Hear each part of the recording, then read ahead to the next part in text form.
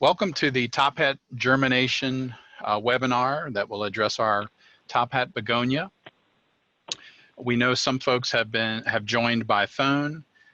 We know some folks are in conference rooms sharing the screen.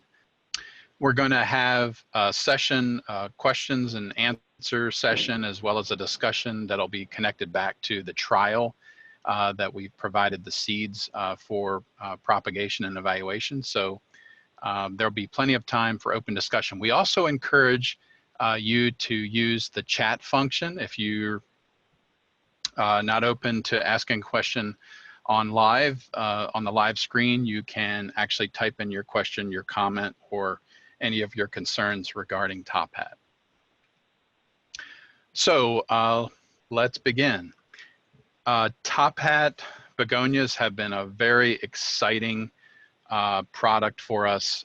Personally, my first time seeing Tophat, boy, I thought it was kind of like a mutant semperflorens begonia. And I was so curious about it, just large flowers, nice mounded shape. And it really spiked a lot of interest, and it really blew up. It was a very exciting product at launch. A lot of growers had interest. And certainly in the trial part of the grow out, whether it was propagation or production, there were certain challenges, and we've addressed those challenges currently, whether it's germination, growth regulators, with our technical team. Speaking of technical, my name is Jamie Gibson. I'm on the technical team. I'm a technical lead, primarily supporting seed and vegetative genetics, do a lot of behind the scenes type work, whether it's product launches or top secret projects or just really detailed investigative projects. And I work with several of my Syngenta colleagues. I certainly want to call those folks out. First and foremost, I want to thank Amy Briggs-Maka, our account manager for young plant growers, for her support connecting this topic, these solutions for Tophat, to our large propagators in our network. And I really appreciate you, Amy, getting folks on board for this webinar. To Mike Mergiano, our product manager, for his leadership, introducing Tophat to us internally, getting us all the features and benefits from the breeding side of things, and then working with us on all the technical documentation and collateral support. Our other folks, Allison Carlson, Dr. Allison Carlson and Gilroy, with her work behind the scenes in germination, working on those first germination guides specific to Tophat. Post initial launch, when we were doing trial samples, we got some feedback on some challenges with germination. And so with her work there, we're looking at coverings, moisture, various moisture levels, germ chamber work, and nozzle and droplet size. All of that information was built into an initial technical document. And over time, those key points have certainly helped with our message. To Don Snow, our other seed product specialist, his support in the field, gaining feedback and providing that to the technical team and product managers. And then also our supply chain, Jim DeMaster, our customer service agent that helped us arranging the trial samples, Shannon Trowbridge. Those were all wonderful people to work with to get this webinar and seed trial in place. So appreciate everyone's support. And now we want to talk about what we're going to walk through today. One, we're going to readdress why Tophat is so popular. And there's just been a tremendous pull from the retailers, a lot of excitement about the large flower, the versatility of the product, the performance, and the landscape. And then we're going to hit those 4 key tips for proper germination. This is also in concert with our technical guide. Then we'll open it up for germination trial discussion. Gotten a little bit of feedback so far about how the germ is with the trial samples that were sent out. So we saw some real positive percentages from some images earlier today. We hope to gain more feedback on this call, as well as future email correspondence. We'll also address all the resources we have right now on Tophat, whether it's germ, culture, finish, landscape performance, and then we'll also address where we're going with Tophat in the future. Where's our focus?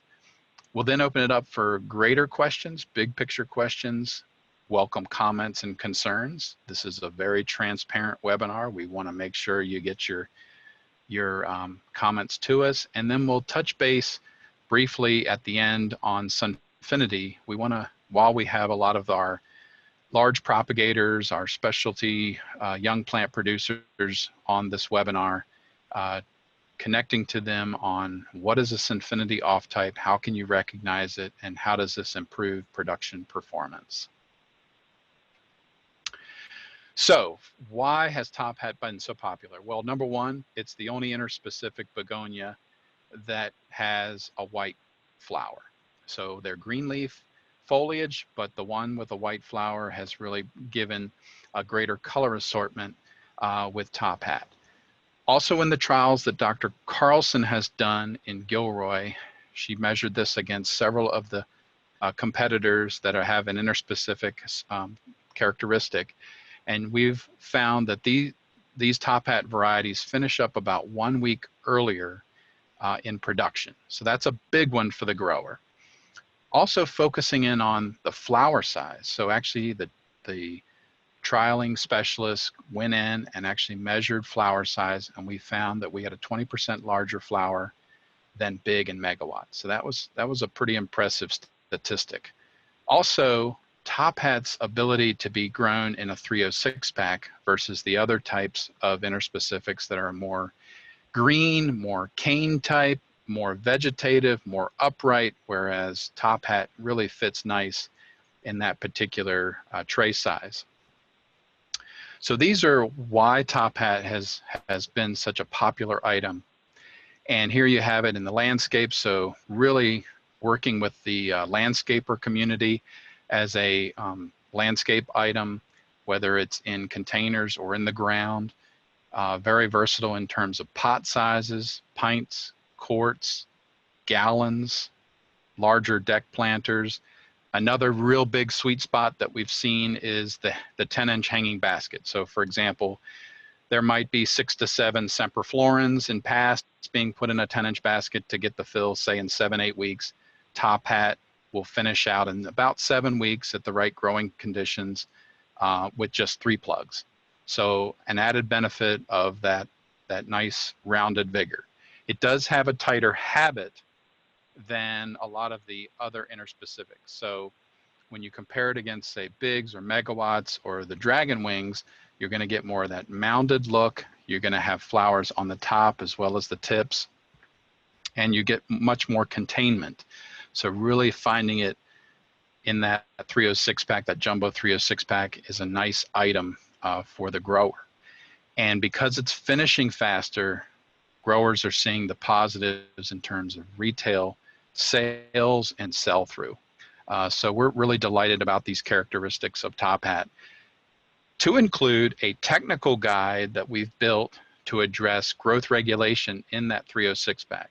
While we still say it's a tidy habit, it does have still an aggressive growing characteristic. So we have recommendations anywhere from B9 sprays to light bonsai sprays, or even a recommended bonsai drench at a 1/2 part per million is actually shown to contain the vigor, not affect flower size, and we're only seeing about a week's delay in the grow out into the consumer landscape space. So this chemical and this concentration might be a good solution for the large wholesale grower that's going to hold at retail, but then the plant is going to perform for that end user.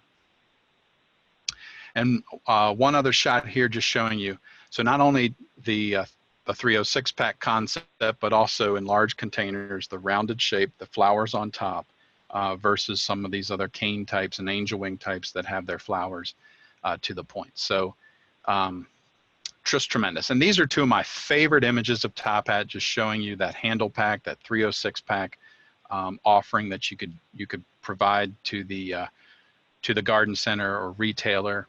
And then on the right hand side, a lot of summer travel to all of the gardens, whether they're in the ground or in deck planters. We've just been very pleased. Full sun to shade for these four top hat varieties. For the most part, we see the pink and the white being a fairly, the rose bicolor and the white being of fairly similar size and vigor. The pink may have a slightly larger vigor, and then the scarlet having a little bit less vigor than the white and the rose bicolor. But for the most part, when they're grown out, very similar in look, very similar in flowering performance, both sun and shade. So switching gears, why did we build these technical documents? And we were extremely proactive in building that document.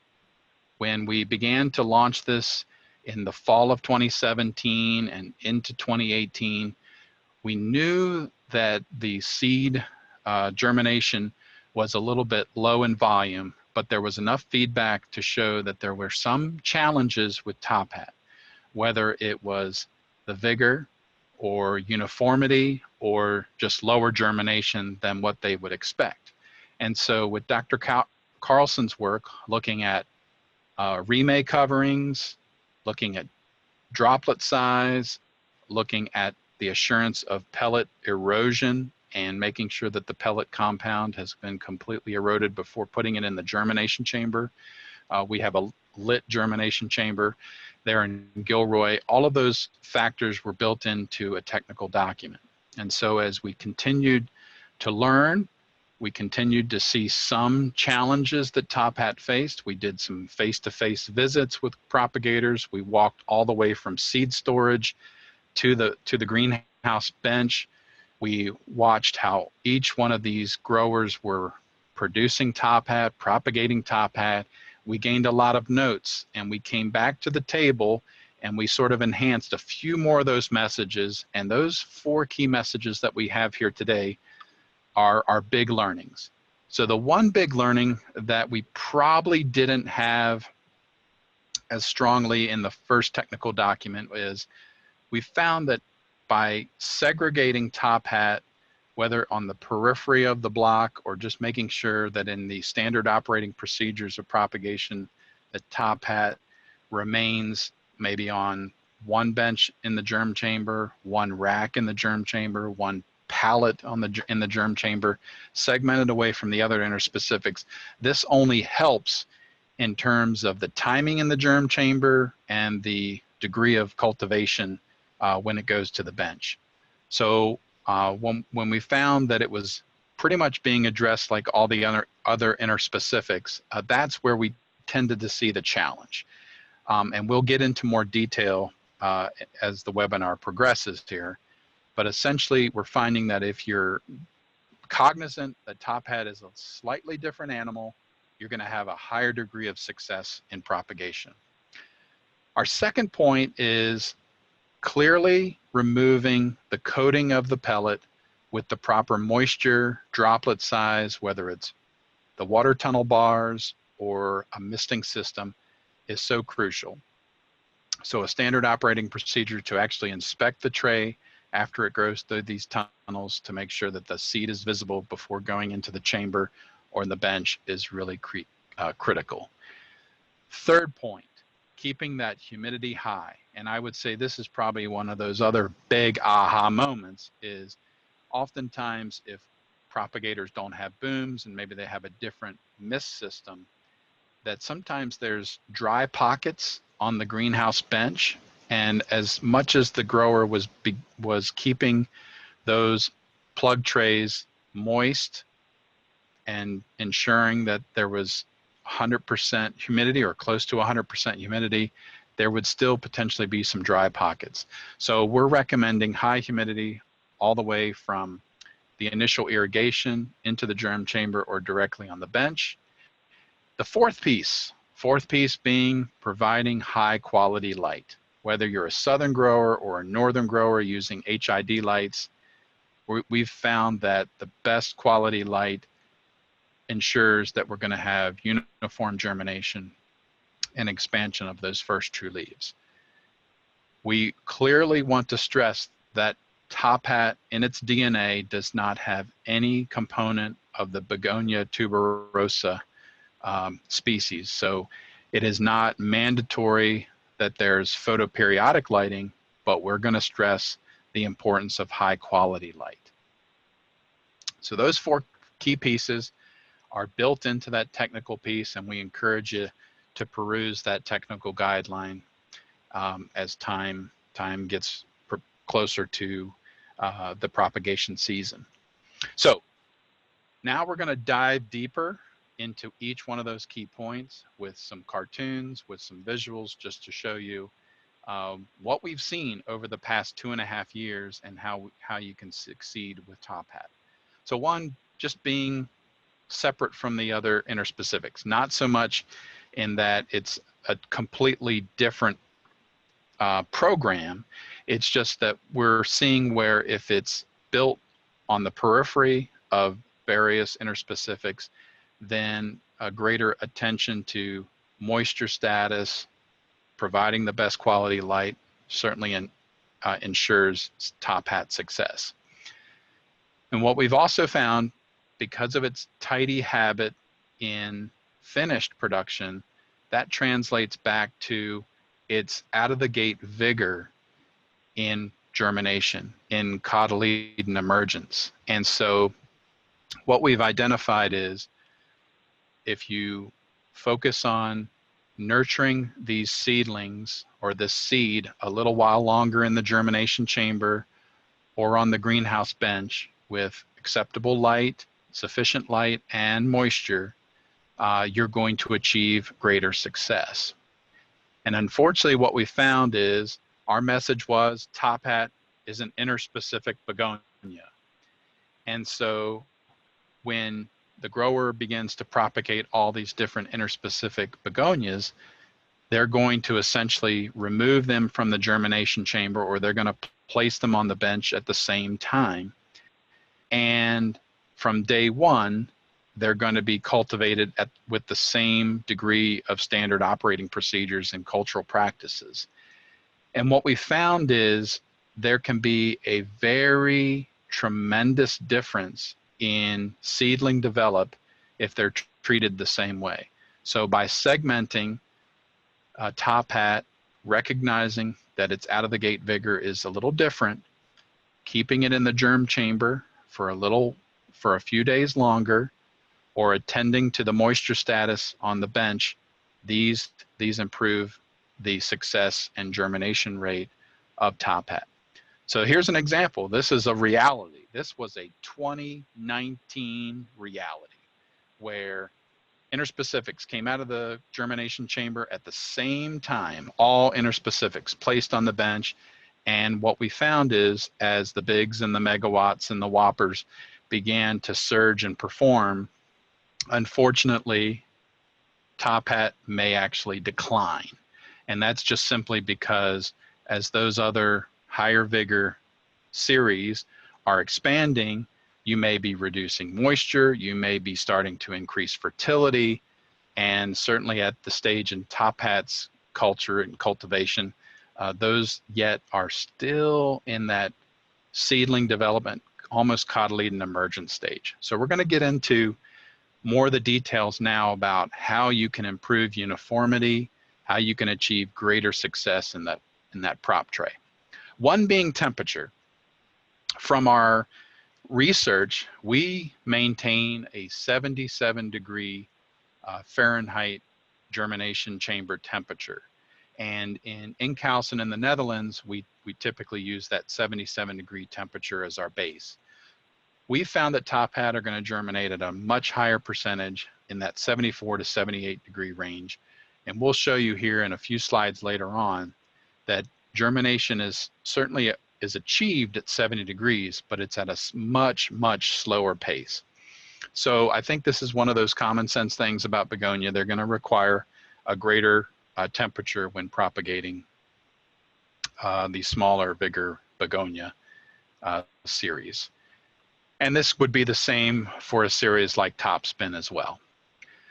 One of the things that we learned in our travels is that if you are lighting in the germ chamber, There's always a concern that there may be too much hypocotyl stretch and you're impacting the quality of the seedling.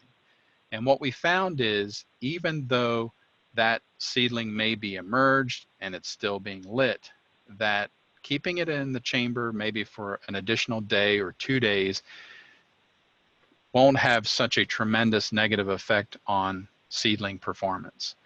So what we recommend if you are lighting in the germ chamber is when you begin to see that lollipop stage just before those cotyledons start to expand out and separate, that's when you would want to remove Tophat from the chamber. Lighting, typically you're seeing this between 5 and 7 days on Tophat, given appropriate moisture. Okay, so that's tip 1. Tip 2 is all about focusing on the compound. And point of fact for all of our begonias is we have the same pellet recipe, the same compound material coats our Bravehearts, Eurekas, our Badas, our Topspins. So every single begonia has this formulation, this compound coating the seed. So what we encourage you to do with Tophat, and we found this to be very popular with several of the growers. In fact, I got a note after the first webinar from one particular propagator that said, yes, they are going to implement this. This is a good idea. It will help their seed managers, seeding managers on the line, make sure that they're completely eroding that pellet compound to ensure that they're inspecting and visualizing that raw seed before it goes into the germ chamber or on the bench. So focused on very gentle watering in with the water bars or the spray nozzles is critical. And then this is one of those images that you would want to take note of before putting it in the chamber. If you look a little closer at this image down in the red circle, you can actually see where the compound has completely been removed from that raw seed. And this is where the seeding manager knows that practice has been completed. So whether it goes to the bench or the germ chamber, this is what we heavily recommend. What we found is if there's not adequate moisture and the pellet compound is still around that raw seed, it may actually reharden or recrust. We also know through our interviews that sometimes if you're sowing in one particular location, it might take 24 to 48 hours for that particular plug tray to go to the bench. And so there's a lot of things that can happen in that 24 to 48 hours. The plug tray can dry down. The compound, if it's not fully dissolved, it can recrust. All of these things are going to impact the germinating seedling. And remember, we talked about that tidy habit of Tophat and finish production. Remember, slower vigor in propagation as well. So just trying to ensure that we're delivering enough moisture. Some folks will actually measure the weight of the plug tray after they water in. Some folks use the practice of watching how much water is being dripped out of the bottom of the tray. All of these different objectives and goals will help you achieve greater uniformity and moisture in the plug tray. One trial in particular we found is when the propagator had just 3 bars and they re-ran the Tophat seedlings through, or seeds through, they actually saw improved germination. So what does that tell you? They achieved a greater moisture content, they achieved greater humidity before putting it into the germ chamber, and this helped achieve more uniform seedling stands. The same could be said for Be Bright Pentas or Tritunia petunia or any of our pelleted petunias. Trying to moisten and focus on a stage 4 moisture, eroding that pellet is one of our key goals. So again, gentle water tunnels. If you can deliver 6 water bars, all the best. I think that's one of the recommendations from a lot of technical folks in our industry, and just ensuring that pellet compound has completely eroded from the raw seed. And this is a close-up view of how moist we're recommending. So this is probably just after stage 5 moisture, after that boom has gone through, but encouraging you to keep that growing media, that propagation medium, as moist as possible for up to 21 days. And we're going to get now into those details of higher humidity. So a great segue. So minimum 72 degrees, 77 degrees is really our recommendation. 74, you know, that's another target if you can achieve that. Avoiding it from removing it from the chamber too early. Why? It's not because of absence of light. It's because it may help improve the development of that seedling and cotyledon emergence and improve uniformity. So keeping it in that higher humidity environment, we have found will improve the germination stand of Tophat. Also using fabric, and we'll get into that here briefly, but what we found is if you're maintaining stage 4 moisture, trying to target as close to 100% humidity as possible for a 3-week process up to 21 days, we have found that the stands and germination rate is much improved and you're achieving greater germination percentages. So the remay tenting, the remay can be used either as a tent or placed directly on top of the trays. You just need to be mindful as those seedlings begin to develop and move up above the top of the plug tray, they may become entangled in that fabric. So just being mindful. And typically that day 21 mark, you can see here, we're taking up about just shy of about 10% of that plug cell. This is where you need to be mindful of how much contact you're having with the remay. Plastic can also be used. Plastic can be used. Plastic is used actually in Enkhuizen in the Netherlands in De Leer, Enkhuizen or De Leer. They are using plastic covering in order to improve their germination stands of sensitive seeds such as begonia. Some folks will moisten the fabric. Some folks will remove the fabric completely and then moisten through booms and then place the fabric back over, however you see fit. But this is one technique primarily in greenhouses where maybe the infrastructure, the boom systems aren't as efficient. There might be dry spots, and this always presents that challenge. One thing that I've learned over the past few years in seed propagation is the moisture level throughout that column of soil in the cell. Maintaining uniformity is so key. So the top surface may be very moist at stage 4, but unfortunately, if it's drier at the base or in the middle, it's very challenging for that radicle to emerge through the media. So that's sometimes where you see begonias, especially begonias, having challenge moving their radicle down through the media. And we oftentimes will see a seedling die off just because of those drier conditions. So for begonias, warm and moist, critical. Stage 4 moisture, trying to get as close to 100% humidity as possible. And now light.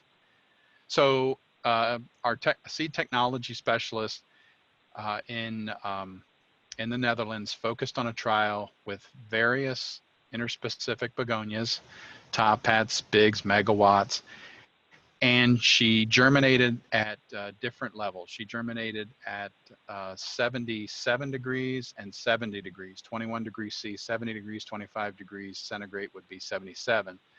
And what she found is if you're trying to germinate in dark at either of these temperatures, you won't get cotyledon emergence. In fact, up to day 21, she saw no emergence occurring out of the soil.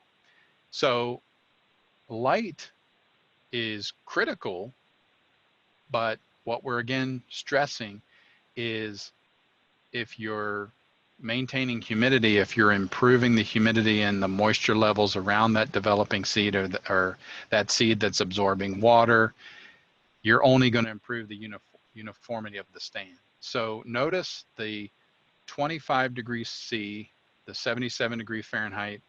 At day 7 with lights, you're beginning to see just shy of 10% germination.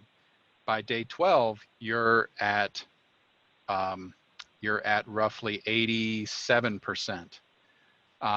But you can start to see that emergence typically occurs very quickly in that, say, 7 to 12 day period by exposing them to lights. So using the germ chamber as a humidity tool is very important. If you're putting these directly on the bench, you're exposing them immediately to light, whether it's natural light or high intensity discharge lights. And it's just also that combination. It's that interaction of moisture and light that really drive the success of Tophat. So we put together some flow charts too. Feel free to print these off and share with other folks in the organization. So we have 2 scenarios. On the left-hand side, we have a germination chamber. On the right-hand side, we have no germination chamber. We've interviewed both types of propagators that have had tremendous success with Tophat from the beginning. And so when we take the germination chamber on the left, if there's lights in the germination chamber, typically you're going to see emergence within the 5 to 7 day mark. For Tophat, it's probably a little closer to day 6, day 7 for emergence, and then removal. Remember the lollipop stage, trying to remove it from the chamber at that point. If there's no lights, remember it's a tool to ensure desired humidity. So up to about 9 days, 7 to 9 days, which has actually been a message we've always had in our technical documentation, helps improve the uniformity of the germination stand of Tophat. Now on the right-hand side, if there's no germination chamber, if you're a northern grower, high intensity discharge lighting is highly encouraged just to improve the quality of light at the bench level. We recommend equal to or greater than 14 hours, not so much from a photoperiodic standpoint. Remember, it's not a tuber hybrida type. It's helping to improve the quality of light for that developing seedling. If there's no lights, especially in southern locations, we found a lot of South Florida locations, Western Florida locations, find that as long as they're avoiding sash bars and a lot of obstruction above the seedlings, this has helped improve germination as well. So here is basically your factor of chamber and the degree of light. And then from an irrigation standpoint, boom irrigation on the left, manual misting on the right. We know a lot of the larger growers don't have a lot of hand misting and using faucet nozzles.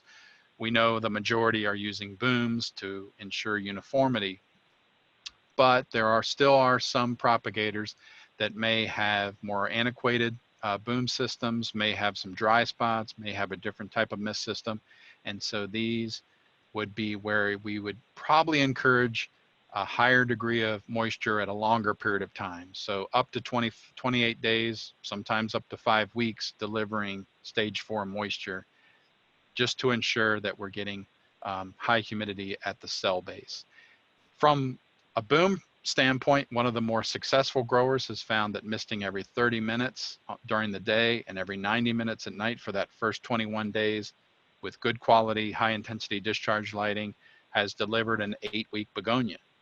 Very similar to most begonias and programs. Patching at day 35 to 42, shipping in 49 to 56 days, up to which equates to the 7 to 8 week mark. There may be a slight delay if you're doing more manual misting or you're not achieving the uniformity, but if you're mindful of these practices, you may be able to reduce that propagation time for the program that you've built. So with that, those are our key tips. And now we wanted to get some feedback on the trials. So about 4 weeks ago, we supplied 1,000 seeds of each variety. We asked if you could sow 3 trays per variety, roughly in a 288 tray. Followed the guidelines. I think we're anywhere between day 21 and day 28.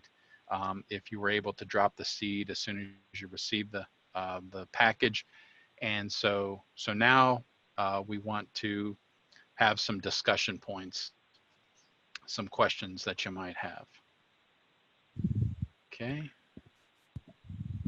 So Jamie, I think we're going to have to pick on the folks at Wagners. Okay. I'll let you pick on them. I'm hoping that's Laura on the line. Maybe she can't answer. Yeah, she could be on mute. Yeah. Or yeah. So yeah, we've put together some questions to initiate discussion. These questions were sent out to you a little earlier, maybe to spark some commentary. We tried to address it anywhere from the chamber all the way to the bench level. So what I'll do is I'll walk through these 10 topics, and if there's any one on the line that would like to address this, internal folks or the growers on the line, we highly encourage that. So the first one is, were you able to implement that visual look of the compound eroding away from the raw seed in this particular trial?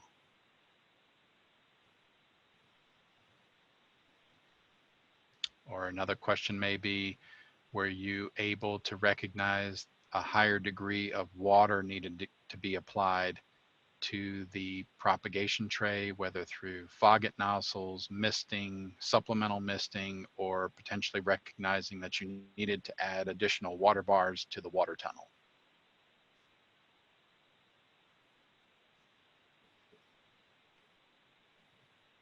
Okay, so that would be one particular area of focus we would encourage you to look at. And again, we mentioned that one propagator already responded to me this morning saying that they're definitely going to implement that.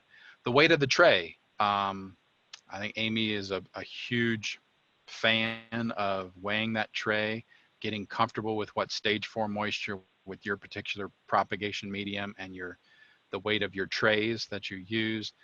Getting accustomed to that weight is a good tool to focus on when you're trying to target stage 4 moisture or uniformity in that plug cell. So anyone have a goal out there of targeting dripping out of the bottom to ensure that you're achieving that moisture level?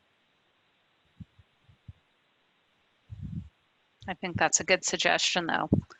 If weighing trays coming off the line is not possible, having just that visual.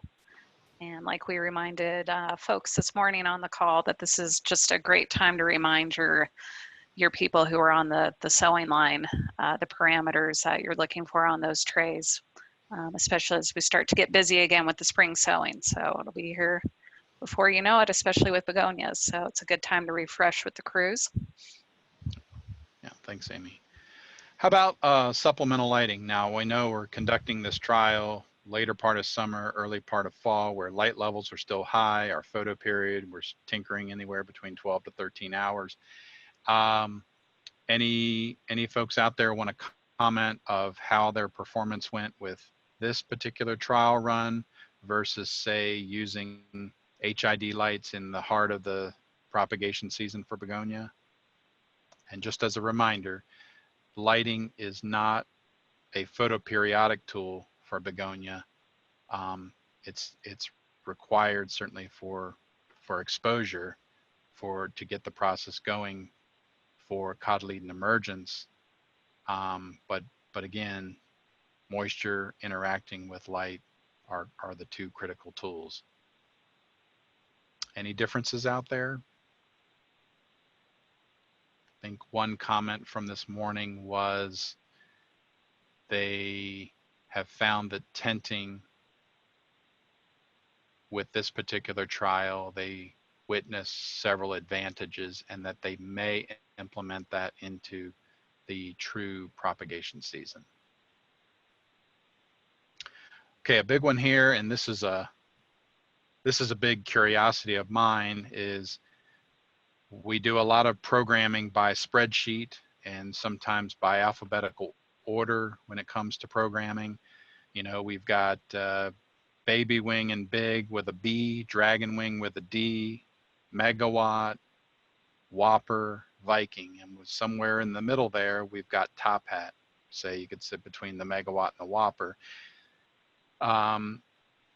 Anyone on the line wish to address maybe this perhaps particular factor? Is this a reality? Is this something that may be preventing the top hats to be segmented on the periphery of the interspecific begonia block? And again, just commenting that as a lot of these other out of the gate series begin to expand, top hat may actually decline if you're starting to really dry down or increase fertility or increase droplet size, especially droplet size. As that seedling gets larger, it's willing to withstand greater pressure, but unfortunately top hat is still in that nurturing cultivation phase. And so would putting this on the periphery help improve its cultivation? Anyone on that? Anyone out there would like to comment about this particular scenario? I think this is a biggie, Jamie, just making sure organizationally that those top hats aren't sandwiched in between those more vigorous varieties. I think that's where we saw where people really struggled. So I think our feedback has been that it's, as long as they're aware of it, it's not too hard to either sow it first or sow it last in that group. I don't think we've heard yet anybody saying they sow alphabetically, so it makes it too difficult. So I think that is a good call out and a real simple solution to help with germination. Yeah, I think it was maybe 2 to 3 times I walked into a begonia block and the grower would point to the bench and say, there they are. And sure enough, they were nestled in between 2 other series. So I've always felt that this is potentially an issue in top hat cultivation. And an easy fix. So. Yes. Okay, lighting in the germination chamber. For those folks on the line that implemented lighting in the germ chamber with this trial, did you start to see emergence at 5 days? With the out of the gate vigor, did you potentially see this more at the 6 or 7 day mark? I think the morning session, we had one grower comment about 6 days is when they start to see it. For the most part, other interspecifics, bigs, megawatts, their standard operating procedure is at 5 days. So we've clearly identified that top hat may be more in that 6 to 8, upwards to 9. But I would say the 8 and the 9 day is more of a tool for moisture management, ensuring that there's high humidity around that germinating seed. Okay, how many weeks are you providing stage 4 moisture to the particular crop or this particular trial? Anyone want to comment about their protocol for goals in begonia sowing? Or have they identified other series, perhaps potentially top spin would be another example maybe that requires a longer stage 4 moisture time in order for development? I think one of the things that we also have concluded from our trials is top hat, top spin catch up to the other interspecifics, in that as long as those critical, say, first 3 to 4 weeks at stage 4 are achieved, these seedlings expand and are right along the lines of others. How about tenting? Anyone out there want to address the remake covering, have used the remake covering or plastic covering? One particular comment, again, we want to stress is really watch seedling development. As that seedling may be emerging above the plug tray, it's going to become in contact, especially if the remake is directly laid on top of the tray. And sometimes you can get interwoven seedling and fabric. So we've even seen where people have pulled the remay off and they've actually ripped the seedlings out of the tray. So definitely be mindful. It's a great tool to improve humidity and moisture, but if not watched properly, it can certainly present challenge. Droplet size. Anyone also want to comment about the skill set of their propagators? Not trying to throw anybody under the bus here, but for some of our head growers on the line, have they found that it's best to put the hose and the boom management into some of the more experienced propagators when it comes to begonias?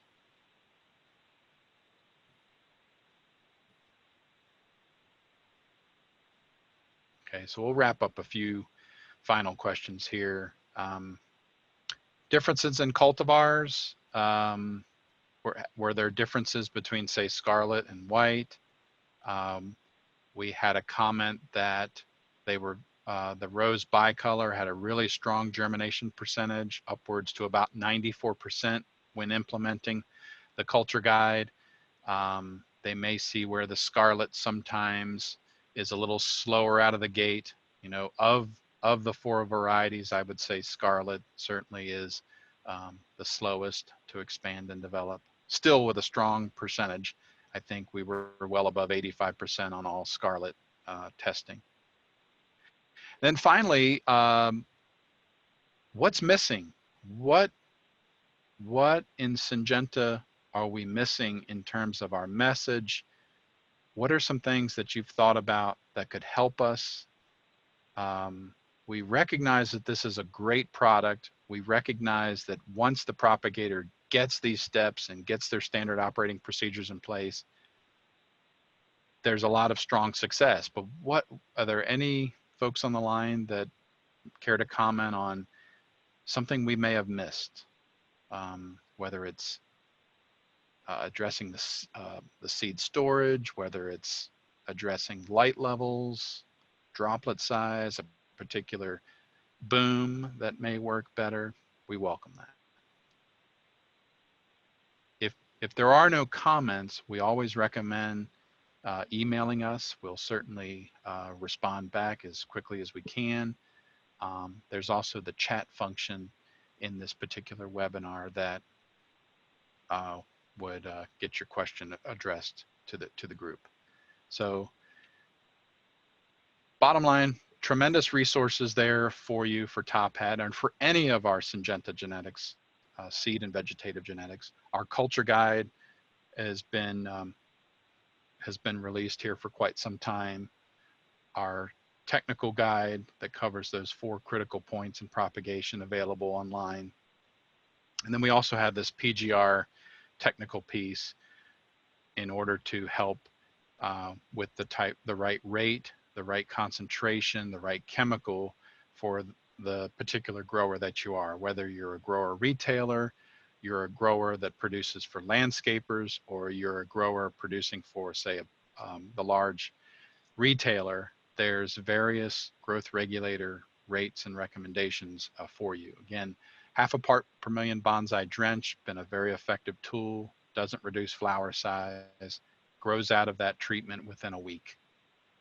The bonsai sprays, anywhere between 5 and 10 parts per million, are quite effective in containment, but there may be some degree of flower size reduction at the higher spray concentration. So typically a 5-part spray is a recommendation. And then of course, B9 as a tool as well can be used in growth regulation of Tophat. That's pretty much our go-to lead chemical for all container sizes.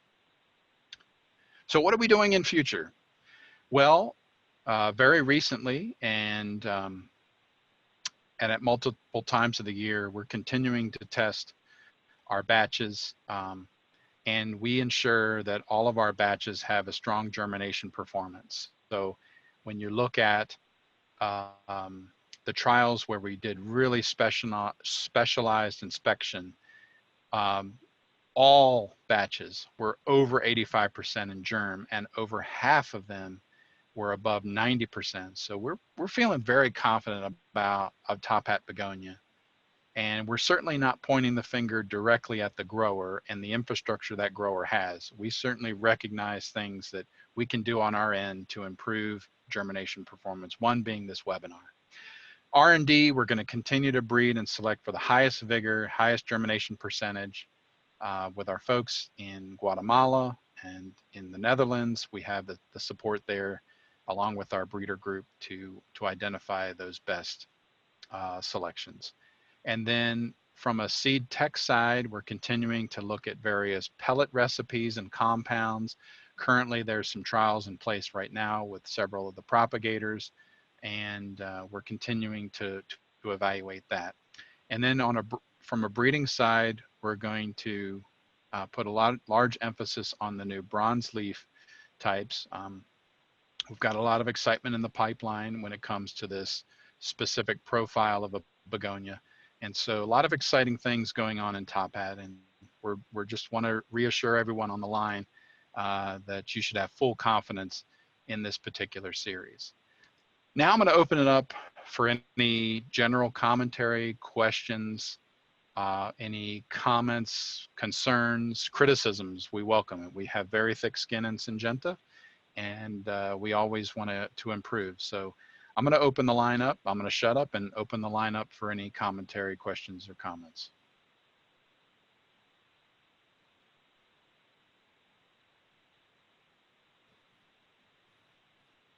Okay, anybody out there?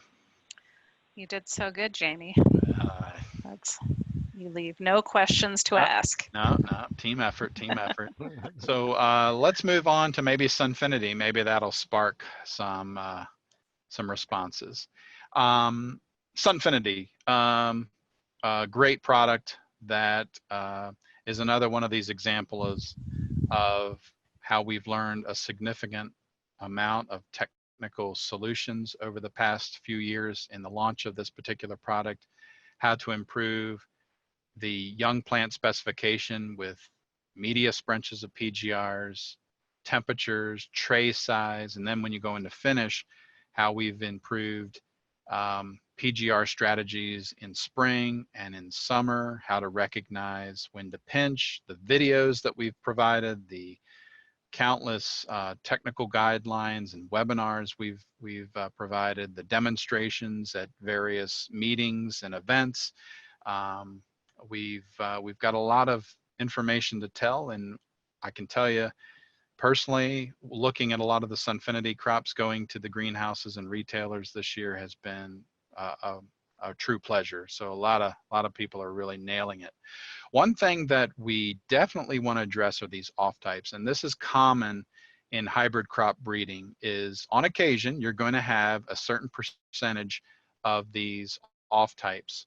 And unfortunately in production, that plant still may have a flower, it still may have some degree of body, but it's probably not going to meet the retail specifications of many growers and garden centers and retailers. What an off type looks like in finished production is it's thin, it flowers much earlier, it has very few lateral breaks, if any, and it tends to be paler in color, with leaves that are more strap-like and slender. And unfortunately, it can be quite ugly in production. And in this next slide, you can see here some of the off types. What we found is statistically, and we've looked at this for well over a few years now, is it typically is about 1 to 2% of the crop. And so for a 288 plug tray, there may be 3 seedlings that may have that profile. They're a little taller, they're a little paler, slender leaves, and you can clearly pick them out. So we found that potentially at the patch stage for Sunfinity, maybe that's in week 3, these can be identified and removed. And this will only improve the satisfaction of the end user and performance, and removing these off types from the seed trays will help. So here's just a closer view of what the off type on the right-hand side looks like. Very few lateral breaks, very thin, earlier premature flower, paler, and actually really doesn't respond well to growth regulators. So you'll tend to see this plant often taller than the other growth regulated Sunfinities. So we just want to be as clear and as transparent as possible that these really should be removed from the plug tray before shipping to the end user. And with that, we'll open it up for any questions. It looks like we've got about 4.5 minutes of time for any questions that you may have. And I'll certainly open it up to any of my colleagues in Syngenta if they have any commentary about Sunfinity or Tophat as we finish up this webinar. I thought it was a good reminder this morning that Mike discussed the overpack that we're sending out on Sunfinity to kind of compensate for some of the off types that we're seeing out there. Yeah, so it's worth mentioning that all of our Sunfinity batches should be shipping at 90 plus or higher germination, but we still offer a 10 to 15%, I'm sorry, a 15% overpack on that seed. And the reason for that is we know it's expensive seed, so our goal is to make the plug grower and the finished plant grower or the finishing plant grower whole with products so you essentially get 100% usable. So there's enough overpack there to account for the 1% or 2% off types. So we hope that when you are, assuming you are able to identify those off types in the plug tray, that you do call them out, and there should be enough extra seed provided to still make your numbers for what you were planning on in the process. Okay, thank you, Mike. So I went to the chat section of the Zoom platform. I'm seeing no questions in the chat window. We have just a few more minutes.